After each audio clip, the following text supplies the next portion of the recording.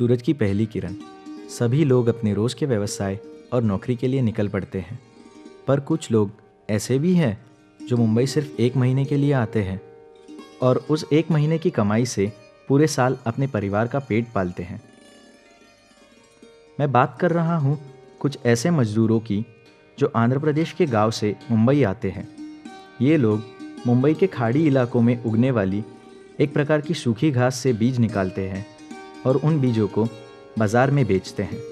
ये घास सिर्फ दिसंबर और जनवरी के महीने में ही होती है, जिसके लिए उन मजदूरों को एक साल का इंतज़ार करना पड़ता है।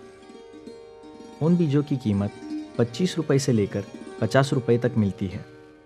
ये लोग एक दिन में 100 से 125 किलो तक बीज निकाल लेते हैं, जिसमें 9 से 10 लोगों की हिस्सेदारी होती है। घास से बीज निकालने की उनकी अलग ही प्रक्रिया है, जिसके लिए उनको किसी तरह की मशीन और बिजली की ज़रूरत नहीं होती। यही महीने से अभी हमारा काम चालू होते है। अभी एक महीना का काम है ये। फिर हम लोग सुबह 6 बजे से जाएगा, फिर 4 बजे 5 बजे छुट्टी करेगा।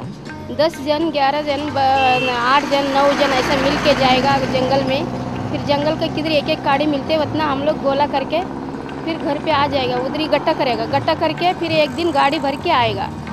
गाड़ी को 400 500 600 800 900 इतना पैसे देना मांगते हमको। खाली इतना महीना ये काम है। फिर उसके बाद में ये कुछ काम नहीं है।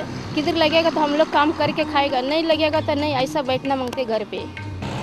फिर गाड़ी भर के लाएगा, इधर रोड पे डालेगा, रोड पे डाल के फिर गाड़ी 20-25 गाड़ी जाने के बाद में वो सब चूरा चूरा होगा भूसा सर का।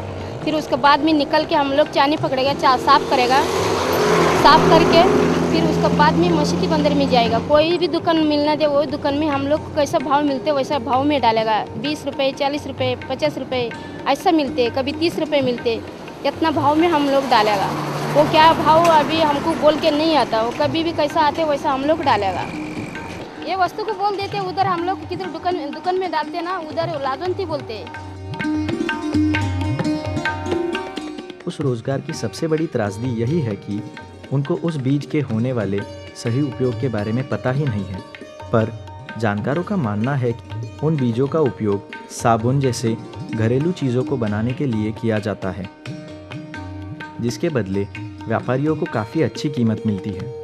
लेकिन उन गरीब मजदूरों को एक महीने की कमाई से ही संतुष्ट होना पड़ता है और वो वापस अपने गांव लौट जाते हैं अगले साल के इंतज़ार में।